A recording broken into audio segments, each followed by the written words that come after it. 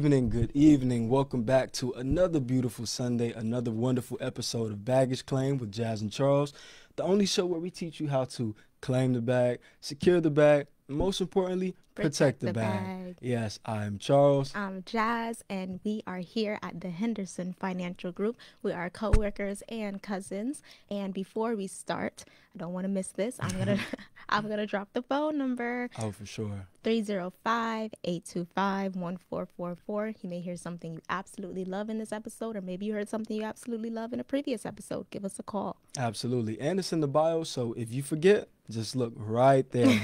Pull it up. There it is right there. Hard to miss. Yeah, so we're coming to you today. We're pretty excited about today's episode. You know, it's something that is very, very relevant in all of our lives because credit is all around us. Absolutely. But before we jumped in, we wanted to talk about some current events. How about your boy Joe Biden? How about that Joe Biden, huh? Without getting too political, we'll just say that we are excited. It feels like it's gonna be a stimmy season. You know what I'm saying? You gotta break down stimmy for the people. All right, stimmy. That is a little bit of slang us young folk are using, mainly Twitter folk. All on social some media. Instagram folk, yeah. It means stimulus check. It's just a fun way to say stimulus check. So I'm gonna say it's stimmy season. We got a little 600 not too long ago, and our boy Biden is talking about giving us some more. So we'll see. With politicians, they say things. We'll see if he follows through. Yeah, with his last proposed bill, he wants to add on another $1,400 stimulus. So we got the 600, like you said. Now another 1,400. That would do a lot for a lot of people. It would do a lot for a lot of people. It's been a while since we got that stimulus before the 600. Yeah. A lot of people are suffering right now, and so just another 1,400 that would greatly, greatly help out the American people. And on top of that, there's more, right? Yes, we have a proposal for a raise in the minimum wage to $15 an hour. If you calculate that before taxes, it's about like $30,000 a year. And it's interesting because in terms of making a livable wage, when we speak on credit, it's like, yes, you have a job. Yes, you've saved. But in terms of credit and living that American dreams, you need it, for the car, for the house. Most people don't buy their car cash. Most people don't buy their house cash. So this is a really interesting episode. Absolutely. It's Americans, let's just be honest. We're bad savers. Yeah. Not us, but not you guys either. We as but a people. We as a people. It's factual. You can look at the numbers. We're bad savers. And so most of us, we don't really have $50,000, $100,000 saved up, even 200, whatever it may be. And so for you to go and purchase that house or start a business, get the car, whatever it may be, a lot of us really need to buy things on credit. Yeah. That's important. Yeah, credit is super, super important in this world, as you said. And it's really, before we even talk more about it, let's get to the definition. What for sure. is credit? What really is credit? We hear it all the time. But credit is literally the ability to have access to capital when you don't have it. Or I shouldn't even say that, because you don't have to need the money. You could just even want the money to utilize the concept of credit. So yeah, credit is just getting access to capital that's not yours. There you go. Using other people's money. We talk about that often. OPM, other people's money all the time. Let's keep it super simple. Let's take it back to school. If I have a pencil, I don't want to use mine. I'm going to borrow one from you. Why? Because you have extra pencils. You always want to borrow something from me. That's credit. I'm going to use your pencil. Use it, dull it out, give it back, and I still have my pencil. Okay. That is the power of credit, of using what you have twice. Yes. That's lovely. Yes. That's an interesting way to speak about credit. And it is a good one because it shows credit being used in a positive connotation. We're so used to hearing credit and thinking like, oh, credit, oh, it's not your money, you don't have it. Because I think a lot of our first experience with credit is either knowing someone or experiencing someone use credit to purchase something that they just can't afford. And then it's something that's going to cost them money. You know what I'm saying? So, absolutely. And then sometimes they're purchasing things they can't afford without a plan on how to pay for it, just deciding to just, pay it monthly. Now, that's important. That is important. That negative connotation and purchase things that you can't afford. We're taught here, use credit to purchase what's called appreciable assets, things that's going to earn you more money. But it's like you said, the first thing we hear about, oh, credit used in a negative way. You know, a lot of people go bankrupt from credit. We have these high amounts of loans, high amounts of debt because we're using the negative side of credit. But as we both know, there is good and bad to everything. It just depends on half glass empty, half glass full. Yeah, there is good and bad to everything. Yes. You can see the beauty in everything. And so credit being one of those, you know, you can use credit to further your financial situation and really help yourself out, or you could use credit to dig yourself deep in a hole and get in that debt cycle, as we spoke about in previous episodes. Credit can be for good or for bad.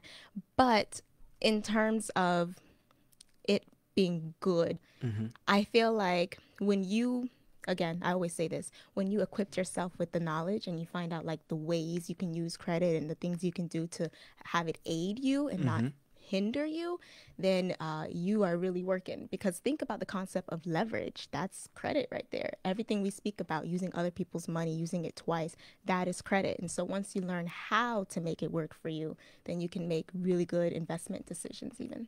You know, that makes a lot of sense. And using it to work for you, that's the thing right there. That's what really sticks out to me, because I think we all know the concept of credit. You know, I just used the pencil example. It's really simple, but we don't really think of it. You know, banks, that's credit right there. A lot of these institutions, that's credit. Think about it like this, you know, borrowing from your neighbor. You know, my grandma will always use the example, sugar from your neighbor to make Kool-Aid, things like that. That's credit. You know, that's why we have banks, so we can spread money around. We need to borrow. You know, if there were no banks, if there was no lending, if we didn't use credit, you know, I don't have everything that I need to live. I don't make my own clothes. I don't make my own shoes. You need credit. You need to borrow. It's the concept, not necessarily just the money. We all need credit, right? Yeah. So what you're saying, it sounds like you're saying it's good for the community. Oh, it's great for the community. When that money is circulating, you know, and it's not just sitting in everyone's pocket. Imagine if we didn't have banks. Oh, yeah. You have to, if you wanted to get a house, you have to go knock on your neighbor's door. Excuse me, can I borrow some money?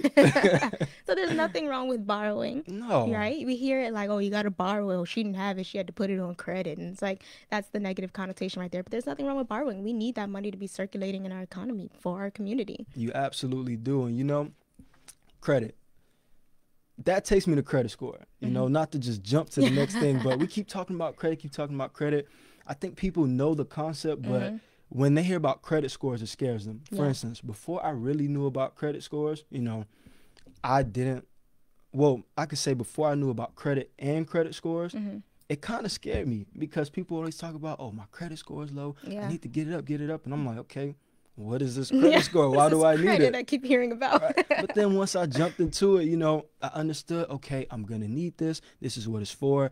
And it was less scary once I understood it. You know, did you have a similar experience? Mine was kind of scary because, like you, I always heard about credit, and it's something like, ooh, you don't want your bad credit. Oh, bad credit. He got bad credit. Like, you always hear about bad credit. And so I thought it was really safe to just stay away from credit. I was like, I'm not going to get any credit cards. I'm debit card queen over here. I'm only spending what I got. No one's going to get me. And I really thought I was like, you know, skating free. Like, that was the way. Yeah, I thought that was the way. And then I heard someone say, no credit is just as bad as bad credit. And I was like, oh, snap. I need me some credit. So I said, it's time to start establishing credit. Went out, and Wells Fargo had been sending me credit cards, and I'm always like, they're trying to get me. So I'm like, you know, my conspiracy eyes. Yeah. I mean, they're trying to get me, cutting up the credit cards, throwing them away. But then I finally was like, all right, I'm going to see what's up. So I got the credit card, and Tavares Jones of the Henderson Financial Group. Shout out to Tavares. Yeah, he actually told me how I should do it. He said, use the credit card like a debit card, like just swipe, buy everything with the credit card. So like just groceries, wherever you anything, groceries, gas, online shopping, anything I did, I used the credit card. But what I did was, because I was in the debit card mentality, every time I saw that balance, I had the online app, I would just pay it off. So I'm like paying off my credit card like 11 times a month, literally, and my credit like skyrocketed. I got your credit score. It really, I guess maybe because it was all the payments, and it was to show, because that credit score is like your reputation. So it shows, like when Jasmine got a bill, she pays it. See, that's pretty good. I kind of did the same thing. You know, my parents, they kind of helped me out. So I'm not sure if it's still the case, but, you know, you can actually put your children on credit cards, kind of like a co-signing. So their credit score is used with mine. So I kind of got my credit up from them beginning with, and then I did the same thing as you. I got my own credit card. I just use it on different things. You know, I got a laptop.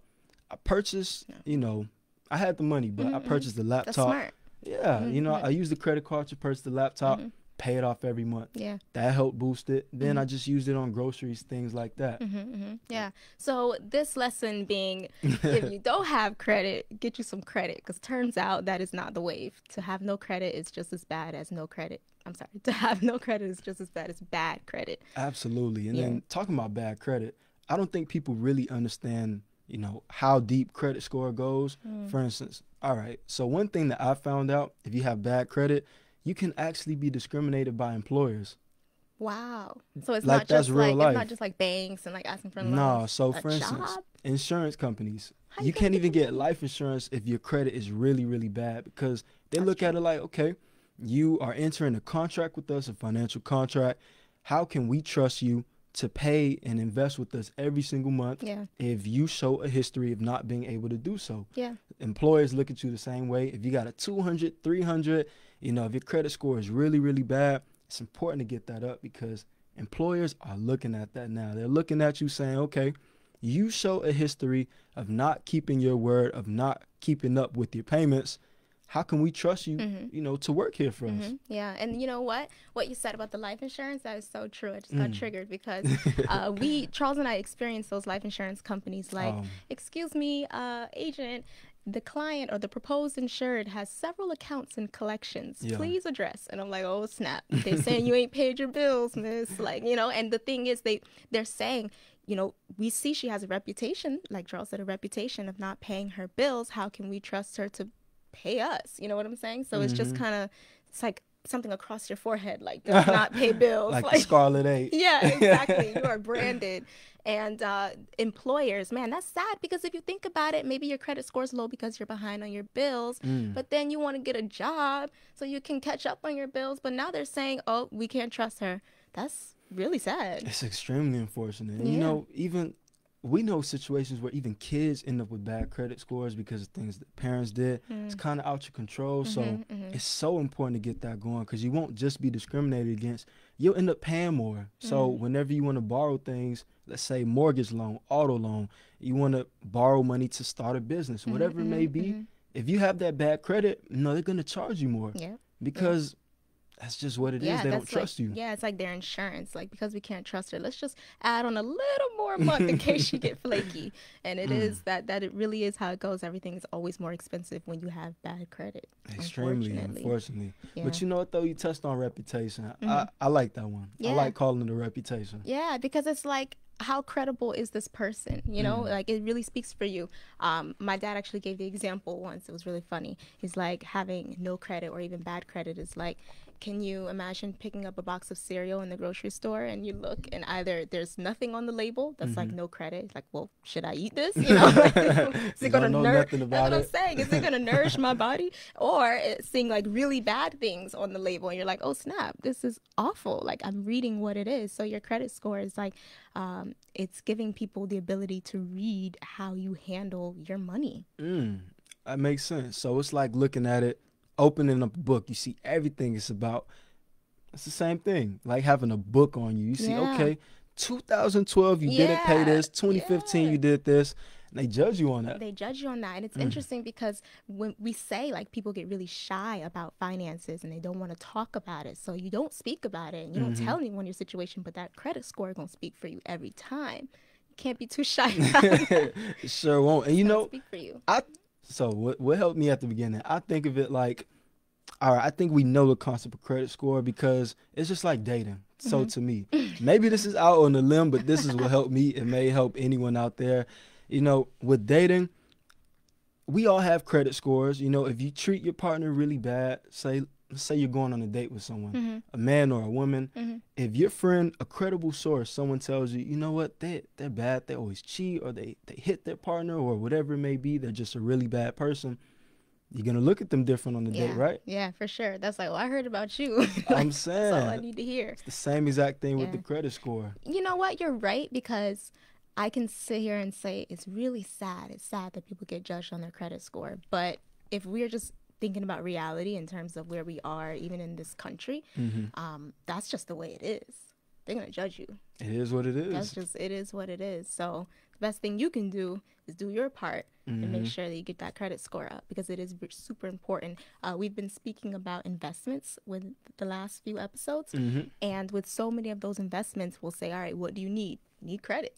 You need credit for that house. You need credit for life insurance. You need credit for so many of these investments, and it's sad, but it's reality. It is what it is. And, you know, before we go on to, you know, explaining more about credit, I do want to give them just a little bit on how to, you know, increase your credit score. Is that fair? Yes, we have to. We talked we talked about bad credit for so long. We have to help. Yeah, you know, credit, we know it's important, but you can actually boost it up, whether you're just starting or if you have it already. One thing you could do, use it like a credit card like we did, or a debit card, I should say, and just pay it off every single month. You know, you don't want that bill to get too high because that goes into the next part, something called utilization rate. So credit card companies, they want to know, you know, you have this card, you're responsible, you don't need it. You're not putting all of your, you know, putting everything on it. You're not running it up. So that's called utilization rate. They want you to keep that low. You know, we spoke about that a few episodes ago with my friend. If you have a high utilization rate, it kind of looks irresponsible on your part. So you don't want to use your card too much. And then, you know, just let time go by. The longer you have that credit card, the more that you show, oh, I'm responsible. That's good. It's the same thing with the GPA. You know, having a 3.5 in one semester isn't the same as having a 3.2 over 4 years. Something you said, you don't want to use that card too much, and I don't want anyone to get confused with the utilization rate, meaning you're using your card too much, but it's when you're not paying the balance off. So you've used it and you haven't replenished it, so that credit line hasn't increased again. You haven't gone back to your original credit line. You're just getting smaller and smaller with how much credit you're allowed to borrow left, and so that's when your utilization rate goes up. But if you are continuously paying that balance off, it's really key to keep that balance, I want to say at zero, but super low. Yeah, you want to keep low. that balance low, not too close to your limit. Man, thank you for saving me there. No, you said it right. Yeah, that's a team right there. You said it right, but I didn't want any confusion because I'm like, use it. I appreciate it because that is true, you know, with the utilization. All right, I appreciate you clearing that up. Always. You know, we gave him part one, yes. You know, gave him what it is. Now let's talk about secured and unsecured. Okay, so we got two types of loans. You can do secured or unsecured, and this is where credit comes in, because with an unsecured loan, that's kind of like let's say you're borrowing from the bank, and they say, okay, we'll give you this loan. But an unsecured loan, you can only get if you've got good credit, because they're saying like, okay, we trust you. You know, you don't have to put anything big up. You don't have to give us any collateral. You don't have to give us anything in return for just in case you fumble the bag and don't pay. Yes. Then we have secured loans. I'll let you go ahead. Okay. Collateral. That's the one that you hit on. So, yeah. Oh, thank you. Explain that, please. Okay. Secured loan. That is when you have to put up collateral. What does that mean? So it's the same situation. You know, you're borrowing money from a bank, but the reason that, you know, with unsecured, you need to have good credit is because of the flip side. With a secured loan, that's for people who may have good credit, but a lot of times if you don't have good credit, you'll definitely need secured. And that means if you want to borrow something, you want to borrow this money, you have to have something on the line, something that they can get their value back if you can't pay the money. So, for instance, let's say, you know, a house. Anytime that you're buying a house and you have a mortgage, that's a secured loan. You're using the house as collateral. You're saying, all right, let me borrow this $200, $300, $400, whatever it may be, $1,000 to purchase this house. And if I can't pay this money back, you could take the house back. That's collateral right there. And that is why, you know, if you don't have good credit, if you don't show a history of paying your money back, you're going to need secure loans, not just on houses, but all type of loans, right? That's like in the movies when you hear people say, like, I put my house up for it. Like, you put the house up. You put grandma's house up. Oh. Like, that's collateral. They're using the house as collateral. These are on gambling, too. Yeah. Put the house up. On this hand, I'll put the car up. Yeah. That's collateral. I got that idea because I was watching Bridgerton, and, like, this character has a gambling problem, and he put his house up. I still didn't watch that show You have yet. to watch Bridgerton. It's so good. Okay. But yes, that's that collateral right there when you're putting something up, and it's a risk because if you fumble the bag or if you don't pay or if you don't take care care of your responsibility, they will snatch it right from under you, kick your whole family out. You know, and with the secure loan, they have credit cards for secure, right? Yes. I think, was that the one that you had? Yes. Yes. Okay, But honestly, when it comes to the credit card, I feel like I didn't do my research enough because I just kind of accepted. Remember I said they were mailing me credit cards and I was like, all right, fine, it's time for me to get a credit card. Just picked one. So definitely do your research on what kind of credit card you should get and what you deserve. Okay. And so I didn't do my research either. I'll go ahead and say that, but I want to let them know something that you can do with credit cards. You can actually get one that comes with collateral. So for instance, you can get a credit card that you can't use more than what you have on your debit. You know, am I saying that correctly? Yes. That's the what is that one called again? I wish I knew, but you know, Google is free. That's just to let you know that is a great way to build your credit. Yes, it's like a debit card. Like you put the money on it and you can only use how much, but it reports to the credit bureau. Yeah, and you know, the reason I said that is because Mr. Ingrail, he has a question. He said, what's the best way for my daughter, 18, to get her first credit card? That will be that one. So, you know, if you call the office Tuesday, we can have the name for you, but it's a credit card, but you use like a debit card. You can't spend more than what you have on the debit. And so the idea is, you know, as you use the credit card, you'll always have the money in your debit account. So you can't really default on it because you can't spend more than what you have in the debit.